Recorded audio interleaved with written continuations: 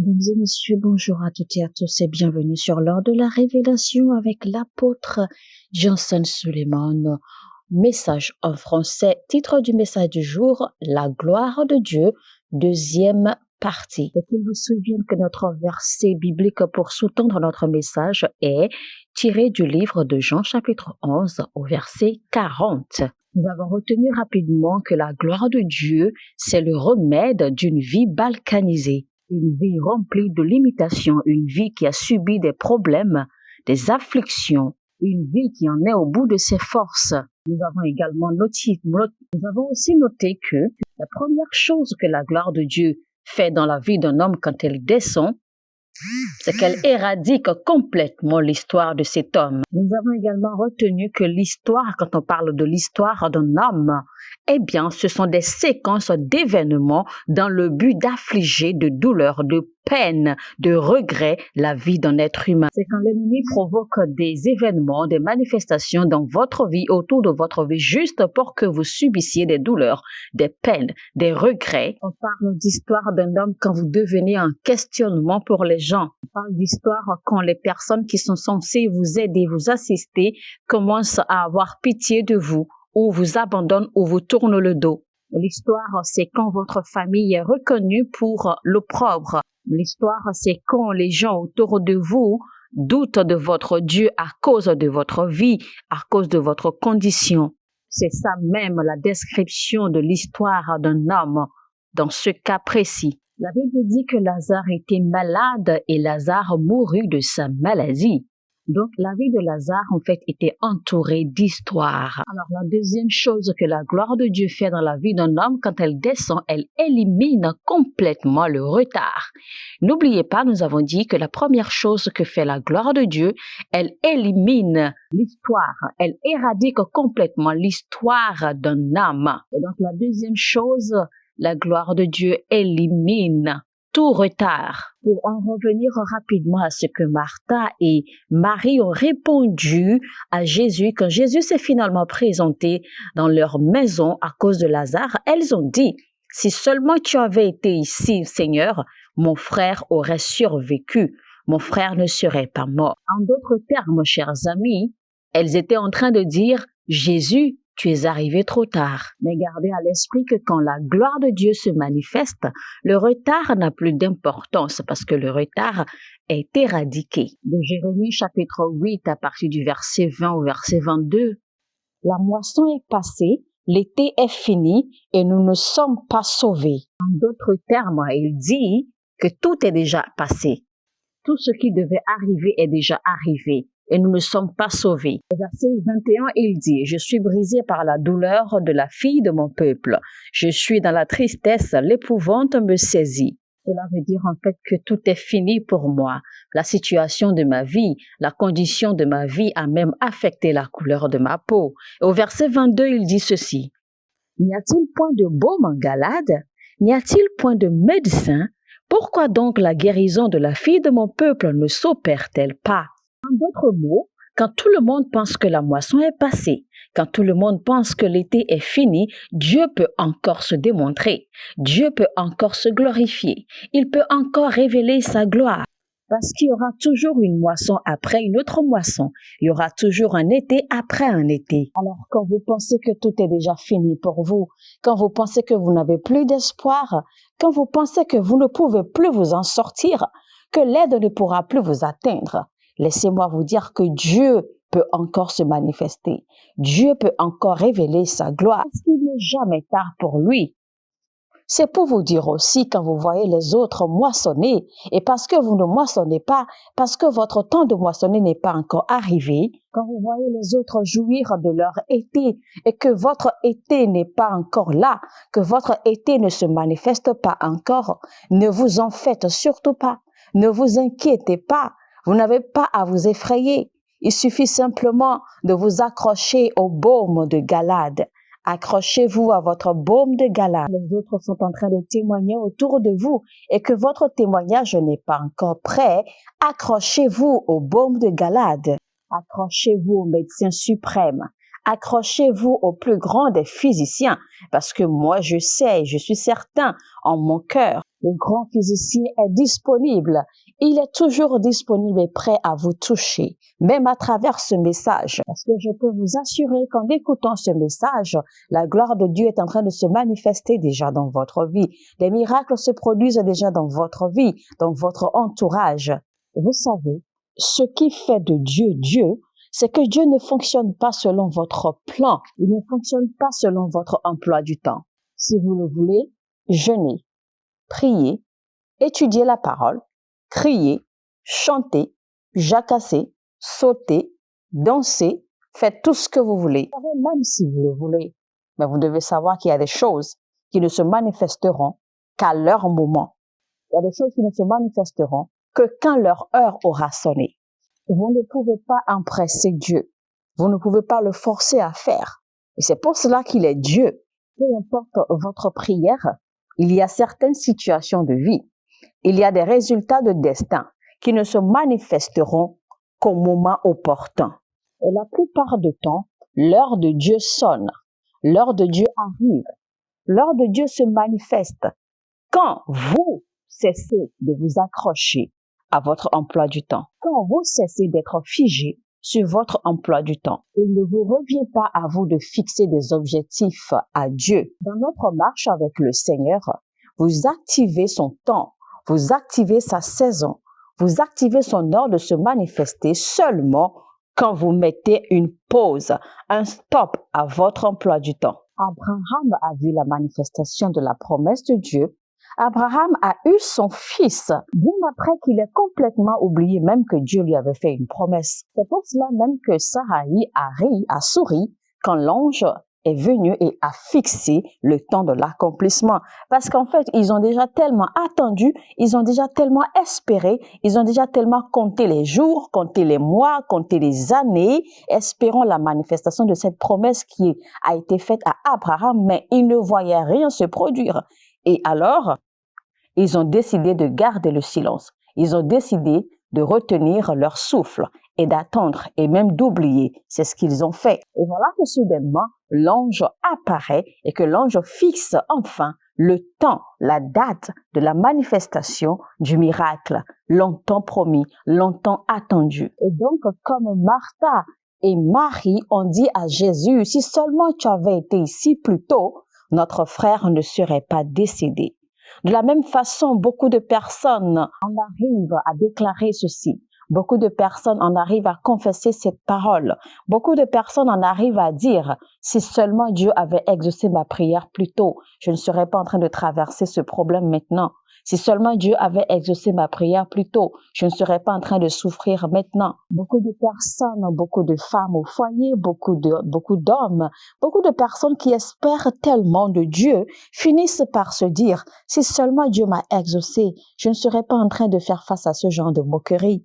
Si seulement Dieu m'avait exaucé à temps, j'aurais déjà eu ceci, j'aurais déjà fait cela, j'aurais déjà réalisé ceci, je ne serais plus à ce point, je ne serais plus en train de faire face à ces limitations aujourd'hui. Peu importe la façon dont vous priez, la façon dont vous jeûnez, vous ne pouvez pas changer l'heure divine. Vous ne pouvez pas changer le temps de Dieu. La prière ne change rien en fait. La prière ne transforme rien. Il ne faut pas que les gens vous déçoivent. Voici ce que la prière fait. La prière vous change, vous. Et à travers cela, les choses changent autour de vous. Les choses changent dans votre vie. À travers votre transformation, à travers votre changement, la prière prendra le temps de travailler sur vous, de vous remodeler, de vous refaçonner, de vous refaire, de vous rebâtir, de vous changer, de vous transformer au point où les choses commenceront maintenant à changer autour de vous, dans votre vie. Voilà ce que la prière fait. Je sais que ce que je dis pourrait rendre beaucoup de personnes confuses, mais calmez-vous, parce que si la prière changeait les choses, Sarai n'aurait pas eu besoin d'attendre près de 25 années avant d'avoir son enfant. En réalité, la prière vous refaçonne. La prière travaille sur vous. La prière vous remodèle. La prière vous rebâtit jusqu'à ce que vous soyez complètement aligné à la volonté, au plan originel de Dieu. Et c'est cela qui commencera à faire manifester les choses dans votre vie. C'est cela qui va commencer à affecter les choses autour de vous, autour de votre environnement. Et c'est là que vous verrez la transformation, les changements, l'élévation autour de vous. Je vous jette une autre vérité. La foi ne déplace pas les montagnes. Non. La foi vous déplace vous jusqu'à ce que les montagnes se déplacent avec vous. La Bible a dit, si seulement vous pouvez avoir la foi comme une graine de sésame, la Bible a bien dit, votre foi comme une graine de sésame. Et si vous avez jamais vu une graine de sésame, vous sauriez que la graine de sésame ne ressemble à rien. Si vous avez jamais vu la graine de sésame, vous comprendrez que la graine de sésame, en fait, est rugueuse. Elle n'est pas douce au toucher, elle est rugueuse. Donc, quand Dieu compare votre foi à la graine de sésame, il n'est pas en train de parler de la taille, d'accord, ou de la mesure, ou de la grandeur de votre foi. Mais il est en train de parler, mais il parle de combien violente votre foi peut être, combien brutale votre foi peut être. Ensuite, il dit, si seulement vous pouvez avoir une. Ensuite, il dit, si seulement votre foi peut être comme une graine de sénévé ou de sésame, vous direz. Alors, cette expression vous direz, ça veut dire que la foi est là. Et à travers la foi, vous direz, vous répéterez, vous direz, vous prononcerez, vous déclarerez jusqu'à ce que la montagne se mette à se déplacer. Donc, en réalité, ce n'est pas la foi qui déplace la montagne, mais la foi vous déplace. La foi vous change. La foi vous bouge jusqu'à ce que la montagne bouge, jusqu'à ce que la montagne suive le mouvement de votre foi. Et parlant de tout ceci, il faut savoir qu'il y a bien des processus à suivre. Il y a bien des étapes à respecter. Dans Matthieu 17, à partir du verset 19, les disciples s'approchèrent de Jésus et lui dirent en particulier, « Pourquoi n'avons-nous pas pu chasser ce démon ?» Au verset 20, Jésus leur répondit, « C'est à cause de votre incrédulité. Je vous le dis en vérité. Si vous aviez de la foi comme un grain de sénévé, vous direz à cette montagne, « Transporte-toi d'ici là, » et elle se transporterait. Rien ne serait impossible à vous. C'est également la fondation, le fondement pour finir avec les attaques démoniaques. Entre parenthèses. Et au verset 21, Jésus dit, « Mais cette sorte de démon, ça veut dire que même si vous avez la foi, vous devez rajouter le jeûne. » Il a dit, « Cette sorte de démon ne sort que par la prière et par le jeûne. » Alors, quand Jésus entre dans la vie de quelqu'un, quand la gloire de Dieu descend sur un homme, elle éradique les situations. Elle extermine toute forme de situation mauvaise et malheureuse. Alors, au verset 13 de notre lecture phare de ce message, Jésus leur a demandé « Enlevez la pierre du tombeau ». À travers ce message particulièrement, Dieu me dit de dire à quelqu'un « Enlève la pierre, roule cette pierre de ta tombe ». En fait, l'expression « roule la pierre de ta tombe », de cette tombe, signifie simplement que vous avez déjà conclu votre vie. Vous avez déjà conclu votre vie à cause des situations, à cause de la condition dans laquelle vous vous retrouvez. Mais je vais vous dire, vous n'allez pas mourir ainsi. Donc, il est temps pour vous encore d'enlever cette pierre. Enlevez cette pierre. Enlevez la conclusion que vous avez déjà faite de votre vie, de votre situation. Enlevez le jugement que vous avez déjà fait sur votre vie, sur votre situation. Je ne sais pas ce que les médecins vous ont dit. Enlève la pierre. Je répète encore, Dieu me dit clairement de dire à quelqu'un, peut-être que dans ta famille, personne ne réussit. Tout le monde se débat. Et toi, tu fais tout pour réussir. Tu fais tout pour faire l'exception. Tu te bats, tu te débats, tu donnes tous tes efforts, mais tu as l'impression que tout demeure pareil, que rien ne change. Mais non, Dieu te demande d'enlever la pierre. Il est vrai aussi que peut-être tu pries, plus tu te vois dans des rêves. Dans le passé, plus tu te retrouves dans ton village, dans tes rêves, plus il est vrai que vous subissez beaucoup. Pardon, je reprends cette phrase. Il est vrai que vous subissez beaucoup de revers, C'est vrai que vous n'arrêtez pas de tourner en rond. Il est vrai que vous n'arrêtez pas de tout reprendre à zéro à chaque fois et encore à chaque fois.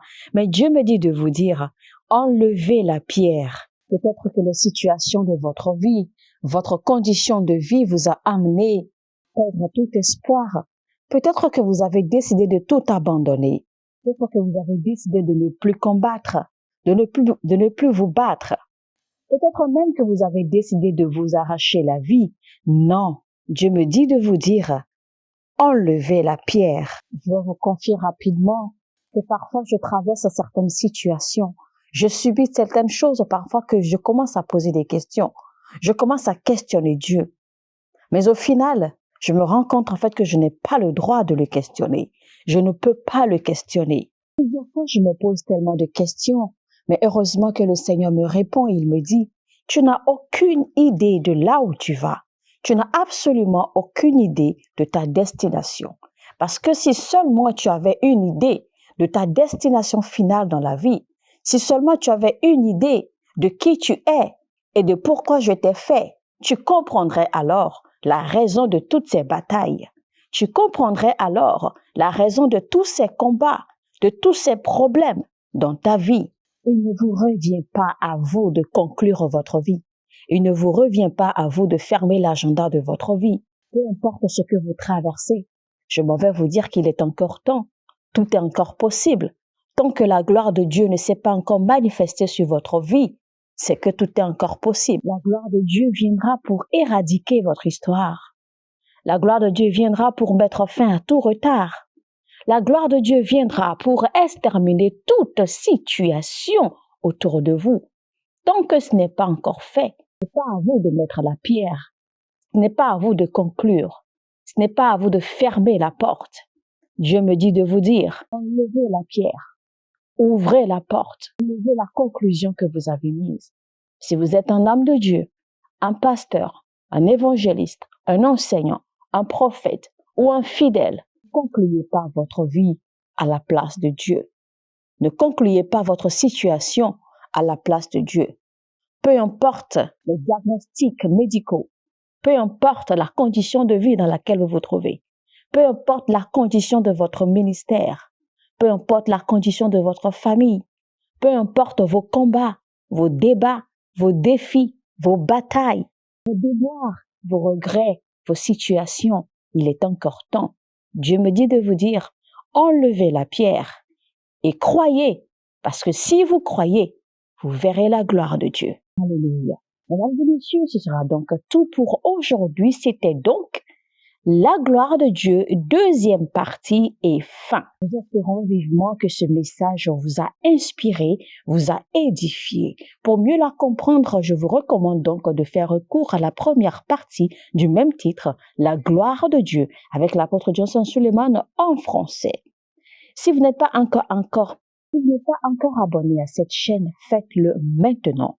Likez ce contenu et partagez-le au maximum. Aidez-nous à toucher plus d'âmes dans le corps du Christ et permettez également à YouTube de recommander ce message à plus de personnes autour de nous. Sur ce, je vous dis, on se retrouve demain, même heure, même chaîne, toujours sur Heure de Révélation. Que Dieu vous bénisse.